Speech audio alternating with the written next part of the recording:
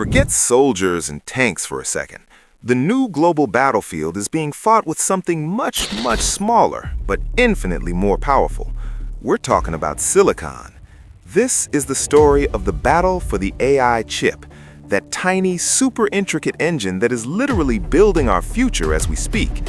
For years, just a handful of companies have held all the keys to this kingdom, right?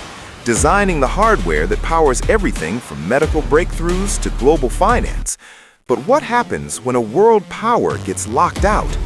Well, that's when a rebellion begins. They need to be able to develop their homegrown champions, and so we're hearing that two of the most prominent in this space could be looking at listing in Shanghai as soon as this year. So this is all according to our sources, but there's Enflame, which is looking to raise up to $280 million, and then also Biren. And both of these could be looking to list on Shanghai's Starboard. The Starboard, of course, has been a friendly venue to companies if they've got that sort of high growth or fast growth startup.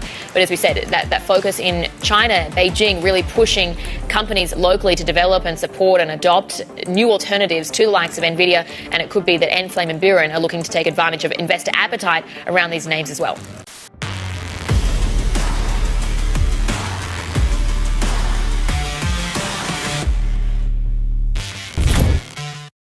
Seriously, just stop and think about this for a moment.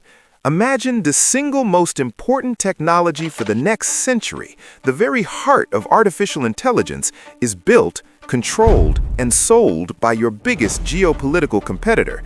Every innovation you want to make, every smart city, every self-driving car, every scientific discovery you can dream of, it all depends on a supply chain they could just snap their fingers and cut off. This isn't some sci-fi plot. For China, this is a very real, very stark strategic reality, and it's forced a massive choice: become a technological follower or forge a completely new future from scratch.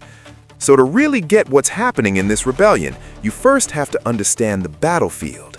The global market for these high-end AI chips is the critical territory we're talking about.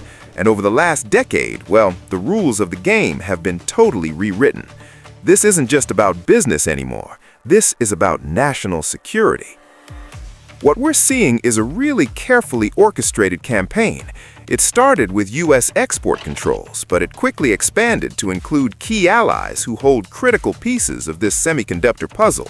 You know, you've got the Netherlands with their super advanced lithography machines, and Japan with its specialized chemicals and equipment. The whole point is to create this sort of technological containment field, to basically deny China access to the most advanced tools it needs to build out its ambitions, and of course, its modern military. Okay, now this chart from IDC really shows you the sheer scale of the mountain China has to climb. It's kind of crazy. The American company Nvidia, well, they absolutely dominate the market inside China, controlling a staggering 70% of all AI accelerators. Now look at that tiny little slice for the company we're focusing on today, Enflame, just 1.4%. It looks almost insignificant, right? But you have to see it differently. That little sliver isn't just market share, it's a foothold. It is the first real crack in a wall that looked completely impenetrable. When your main supply line gets cut off, you have two choices. You either wither away or you forge your own path, and that's exactly what China did. This part of the story is all about the birth of a strategy that came from pure necessity. If you can't buy the future, well, you're just going to have to build it. And to do that, you need champions. And here is our protagonist. Meet Enflame Technology. Founded back in 2018, it's one of this ambitious group of startups that have been nicknamed the Four Dragons of domestic GPUs. And its background is fascinating. The founders aren't rookies. These are veterans from the U.S. semiconductor giant AMD. They spent decades learning the business in Silicon Valley and at AMD's own research center in Shanghai. And now they've taken all of that world-class expertise and are using it to build a homegrown champion from the ground up. And their rise has just been meteoric. This timeline shows a ridiculously fast journey. Just 5 months after being founded, the tech giant Tencent leads a massive investment round. Within 2 years, they've got their first-generation chip in production, which in the semiconductor world is unbelievably fast. And now their application to go public on the STAR market has been accepted, setting the stage for a huge IPO. This company is moving at the speed of the revolution it's trying to lead. You really can't tell the story of Enflame without talking about Tencent. I mean, Tencent isn't just some passive investor here. They are the absolute bedrock of this entire operation. With almost a 20% stake, sure, they're the biggest institutional shareholder, but what's way more important is that they're also the lead customer.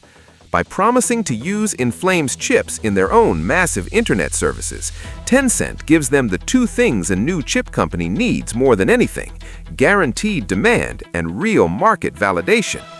This creates what the sources call a commercial value closed loop, and it's absolutely vital for their survival. But here's the thing. Enflame isn't acting alone. Its story is really just one small piece of a much, much larger state-orchestrated mission. This is about China's grand strategy to achieve total technological independence, to insulate its economy and its future from any outside pressure. China's strategy for self-reliance is huge, and it has multiple layers. First, you've got something called the Big Fund, which is a state-backed investment fund that's pouring tens of billions of dollars into creating and propping up domestic champions, just like Enflame. Second, there's the dual circulation policy. This basically means strengthening the domestic market so you rely less on foreign tech, creating a self-sustaining ecosystem inside the country. And third, you have the East Data West Computing Project, a massive infrastructure plan to build a national computing network with a very clear directive: prioritize homegrown technology. And this quote right here just perfectly captures the endgame. It's paraphrased from an analysis of these policies, and it really gets to the heart of it all. This isn't just about economics or building better gadgets. It's about seeing technology as a core piece of national power, just like an army or a currency. The ultimate goal is to achieve what the sources call computational autonomy, the sovereign power to control your own technological destiny. So we've got the national strategy, we've got the state funding, and we have our designated champion. But all of that leads to the biggest question of all. Is the tech any good? I mean, can these homegrown chips actually compete where it really matters? Let's take a look inside the arsenal. Okay, this table shows the raw power of one of Enflame's early chips. Now, don't worry about all the acronyms and jargon. What these numbers, the T-flops and tops, really mean is that this chip is built to be a versatile workhorse. It can handle both the heavy lifting you need for training massive AI models and also the super fast calculations you need to run those models out in the real world. This thing is not a toy. It is a serious contender designed to compete, period. Right, and this is maybe the most crucial point of all. It is not enough to just build a fast chip. Nvidia's real power, its deepest defense, is its ecosystem. That's its NVLink tech for connecting chips together, and most importantly, its CUDA software platform, which millions of developers around the world know and love. And as you can see here, Enflame gets this. They've built their own answers: GCU Layer, a high-speed interconnect to rival NVLink, and TopsWriter, a full-stack software platform designed to convince developers to switch over from CUDA. They're not just building a chip, they're trying to build a whole parallel universe. Which brings us right up to today and the final gauntlet for our challenger, a super high-stakes IPO. This isn't just about raising money, it's about funding the future of the entire rebellion and proving to the world that it has a viable, independent path forward. This is the number, 6 billion yuan. To put that in perspective, that is nearly $1 billion US. This is the war chest that Enflame is trying to raise. It's a massive injection of cash that's meant to fund the company's leap into its next, even more powerful generation of technology, and to scale up production so they can truly challenge the big guys. But this table, from their own perspectives, reveals the brutal economics of this war. I mean, look at that revenue growth. It more than doubled in a single year. That's explosive. But now look at the net loss column. They are burning through over 1.5 billion yuan every single year. That is the immense, eye-watering cost of research and development when you're trying to catch a rival that has a decade-long head start and a nearly unlimited budget. So this IPO is frankly a lifeline. The mission is crystal clear. Use that 6 billion yuan to fund the development of their 5th and 6th generation chips, which should push them ever closer to that cutting edge. And crucially, they need to scale their operations enough to finally stop burning cash and reach profitability. The clock is ticking, and the stakes just could not be higher. And so we're left with this huge, fascinating question. Enflame and the other silicon dragons are now armed with top-tier talent, unwavering state support, and very soon, billions in fresh capital.